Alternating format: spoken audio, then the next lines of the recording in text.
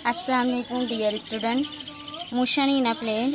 इसमें एक लेक्चर आप देख चुके हैं। उसमें मैंने बताया कि किस तरह से वेलोसिटी, एक्सेलरेशन और पाथ लेंथ मेज़र की जाती है और उसका फार्मूला ऑब्टेन किया जाता है।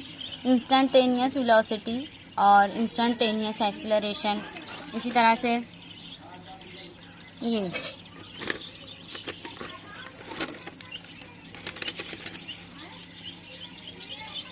Path length, average velocity, average acceleration, average speed, ये सब क्लियर हो गए आप लोगों को।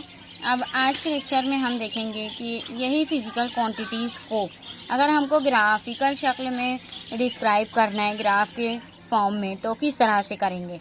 तो सबसे पहले ग्राफ बनाने के लिए दो एक्सिस बनाते हैं, एक्स एक्सिस और वाई एक्सिस, है ना। टू कोऑर्डिनेट सिस्टम में हम देखेंगे किस तरह से ग्राफिकल रिप्रेजेंटेशन होता है इसका फिजिकल क्वांटिटीज़ का। Motion of object by graph showing its position, है ना, as a function of time. तो पहला ग्राफ है एक ऑब्जेक्ट का motion with respect to time, है ना। तो टाइम को यहाँ पे एक्स एक्सिस पर बताया गया है, ये टाइम टी, और वाई एक्सिस पर ये डिस्टेंस, है ना, एक्स।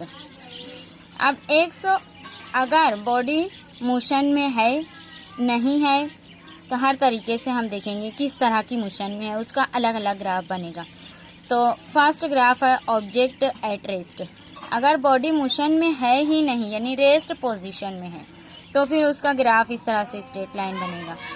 यानी टाइम कितना भी बढ़ाते जाएं हम, यहाँ 10, 20, 30 सेकंड, 50 सेकंड, उसमें मोशन नहीं है, उसका ग्राफ इस तरह से स्ट्रेट लाइन बनेगा।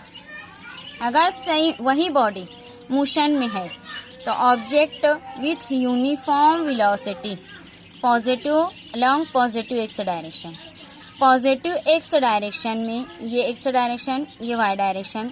सेकंड ग्राफ यहाँ पे एक्स एक्सिस पर टाइम टी और वाई एक्सिस पर डिस्टेंस, है ना। अब यही ऑब्जेक्ट अगर इसकी वेलोसिटी यूनिफॉर्म है ना, मूव हो रहा है लेकिन यूनिफॉर्म वेलोसिटी के साथ, तो हम फ्रॉम ओरिजिन टाइम जैसे जैसे इंक्रीज होगा 10, 20, 30 सेकंड, यहाँ पे ये टाइम के साथ वेलोसिटी मतलब स्पीड, वेलोसिटी यूनिफॉर्म है ना, तो इस तरह से उसका डिस्टेंस बढ़ते जाएगा, है ना। वेलोसिटी यूनिफॉर्म है तो डिस्टेंस बढ़ते जाएगा। यूनिफॉर्म वेलोसिटी से जा रहा है तो फ्रॉम ओरिजिन ये इस तरह से कर्व स्ट्रेट लाइन मिलेगा, लेकिन इस तरह से तिरछा कर्व रहेगा, है ना। ये लाइन तिरछी लाइन, जैसे जैसे टाइम बढ़ा रहे हैं, यानी हम इस तरह से अगर यहाँ पे लें, टाइम जितना इंक्रीज हो रहा है तो डिस्टेंस इतना है। फिर टाइम सेकंड टाइम यहाँ पे इतना इंक्रीज हो रहा है, टाइम 10 से 20 हो गया, 30 हो गया सेकंड, तो यहाँ पे उसका डिस्टेंस इतना बढ़ते जा रहा है ना, क्योंकि वो यूनिफॉर्म वेलोसिटी से मूव हो रहा है। यहाँ पे टाइम बढ़ेगा, डिस्टेंस भी बढ़ेगा जब बॉडी यूनिफॉर्म वेलोसिटी से एक्स डायरेक्शन में मूव हो रहा है। थर्ड केस है अगर object moving with uniform velocity along negative x axis, अगर निगेटिव एक्स एक्सिस पर यानी निगेटिव डायरेक्शन में बॉडी जो है वो मूव हो रही है यूनिफॉर्म वेलोसिटी से, तो यहाँ पे ये ग्राफ किस तरह से बनेगा। एक्स एक्सिस पर हमने लिया है टाइम, वाई एक्सिस पर डिस्टेंस, है ना। तो एक्स और वाई एक्सिस ये इस तरह से। अब ग्राफ ऊपर से शुरू होकर नीचे तिरछी लाइन बनेगी, है ना, ये इस तरह से। यानी जैसे जैसे टाइम इंक्रीज हो रहा है, ये डिस्टेंस जो है वो उसका डिक्रीज हो रहा है, निगेटिव हो रहा है ना, निगेटिव डायरेक्शन में इंक्रीज हो रहा है हम कहेंगे अगर, है ना। टाइम के साथ डिस्टेंस निगेटिव इंक्रीज हो रहा है, यानी हमारा ग्राफ जो है यहाँ से शुरू होगा ऊपर से और इस तरह से नीचे की तरफ तिरछी लाइन रहेगी। ये ग्राफ हो गया निगेटिव एक्स डायरेक्शन में अगर बॉडी यूनिफॉर्म मोशन परफॉर्म कर रही है। इसी तरह से अगर object is performing oscillatory motion, fourth diagram देखेंगे, अगर ऑब्जेक्ट ऑसिलेटरी मोशन परफॉर्म कर रहा है ना, ये ऑसिलेटरी मोशन परफॉर्म कर रहा है। ऑसिलेटरी मोशन का मतलब कुछ टाइम के लिए इंक्रीज होती है, फिर उतने ही टाइम पर डिक्रीज होती है, इंक्रीज डिक्रीज, इस तरह से दो वैल्यूज़ के दरमियान 0 1 0 1 0 1 के दरमियान इस तरह से जो है वो उसकी डिस्टेंस चेंज होता है ना। तो आप देखो डिस्टेंस और टाइम का ग्राफ किस तरह से निकालेंगे।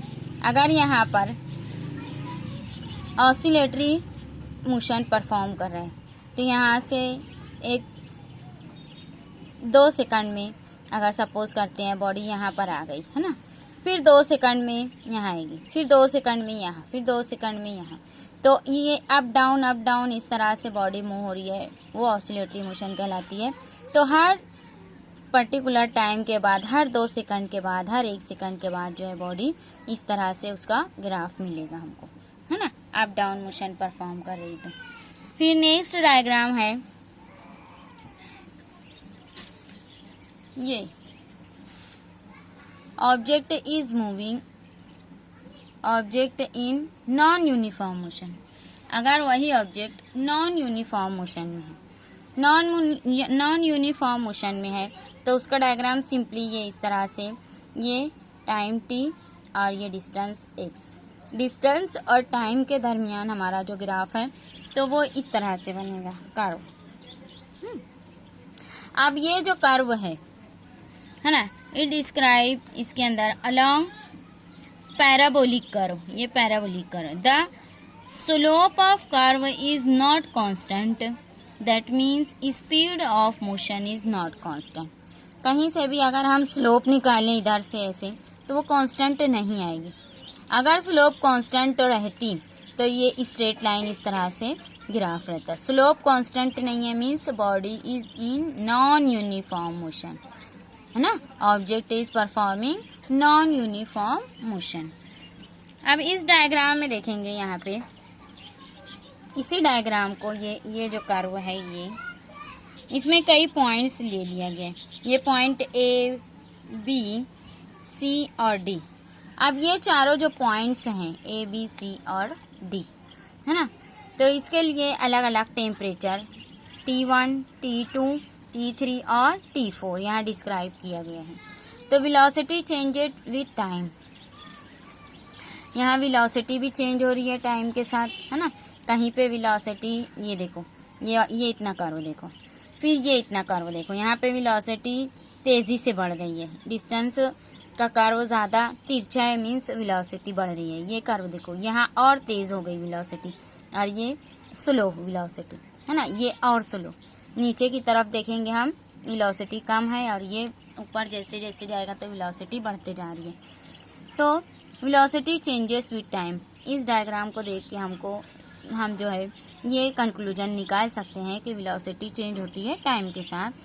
Average velocity and instantaneous velocity are different, है ना, एवरेज वेलोसिटी और instantaneous velocity are different. Average velocity क्या है, स्लोप AB, ये देखो ये AB ये जो है कहलाएगी एवरेज वेलोसिटी, है ना, और स्लोप CD, ये दोनों का स्लोप कहलाएगा average velocity. Instantaneous velocity is from T1 to T4, T1 से T4 तक, है ना, ये T1 से ये T4 तक, ये जो कर्व है ये इंस्टेंटेनियस वेलोसिटी, और T2 से T3 तक, यहाँ से यहाँ तक कर्व ये इंस्टेंटेनियस वेलोसिटी को डिस्क्राइब कर रहा है। और ये जो हम स्ट्रेट लाइन बनाए हैं फ्रॉम A टू B और फ्रॉम C टू D, ये है स्लोप, है ना, ये कहलाएगी एवरेज वेलोसिटी। तो ये दोनों अलग अलग हमको मिलेगी। और स्लोप PQ, ये भी क्या है, इंस्टेंटेनियस वेलोसिटी, स्लोप PQ। अगर इस कर्व के ऊपर ये इस तरह से स्ट्रेट लाइन बना दें ऐसे, तो ये कहलाएगी स्लोप PQ, और ये भी है इंस्टेंटेनियस वेलोसिटी। अब हम देखेंगे नेक्स्ट जो है वेलोसिटी और टाइम ग्राफ। इससे पहले था डिस्टेंस और टाइम ग्राफ, है ना, डिस्टेंस का टाइम के साथ ग्राफ। अब ये है वेलोसिटी का टाइम के साथ ग्राफ। तो हम एक्स एक्सिस पर ले लिए टाइम और वाई एक्सिस पर ले लिए वेलोसिटी, है ना, ये इस तरह से। अब फर्स्ट पॉइंट इसमें जो है या पहला टाइप है object moving with constant velocity. Object is moving with constant velocity. ये ऑब्जेक्ट कांस्टेंट वेलोसिटी से मूव हो रहा है फ्रॉम T1 टू T2, है ना। तो अब इसकी वेलोसिटी हम कैसे लेंगे, ये इस तरह से V0, यहाँ से ये वेलोसिटी का कर्व, ये इतना जो एरिया है, this area is calculated and this is velocity, है ना। ये कांस्टेंट वेलोसिटी कहलाएगी।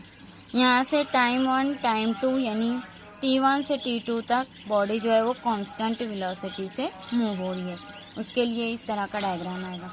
Object moving with velocity along positive x direction with uniform acceleration along same direction.